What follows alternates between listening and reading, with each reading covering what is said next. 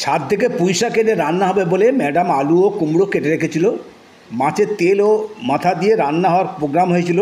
যেহেতু উত্তম জ্যান্ত মাছ দিয়েছে, তার তেল তো ভালো হবেই, সেই জন্য ওইটা প্রোগ্রাম হয়েছিল। সময়ের অভাবে পুঁই শাক কাটা হয়নি। অগত্যা তরকারি বানাতে হলো কুমড়োর, কিন্তু টেস্টি করার জন্য ছোলা ছাড়াও বড়ি ভাজা ও আমের ঝাল আচার দিয়ে জাস্ট ফাটাফাটি হয়েছিল। রাতের জন্য রাখা আছে ছাদ বাগানে করলা আলুর সাথে সিদ্ধ করে প্রথম পাতে ভর্তা হয়েছিল। মিড কোর্সে আচারি কুমড়ো ছিল, মেন কোর্সে ছিল মাছের টমেটো সর্ষে, কাঁচা লঙ্কা ও ক্যাপসিকামের স্পর্শে যেন আরও টেস্টি হয়েছিল। মনে হচ্ছিল সবটা আমি একাই খেয়ে নিই। শেষ পাতে ছিল আমড়ার আচার। আমরার মরশুম প্রায় শেষ। অনেক ঘুরে দুপুরে সুভাষের কাছে পেয়েছিলাম গতকাল।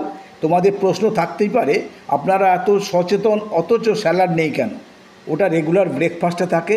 দুপুরে শুধু লেবু এবং রাতে শুধু পেঁয়াজ। বয়স বাড়ছে, তাই বেশি বেশি ও স্পাইসি খাবারটা এড়িয়ে চলি।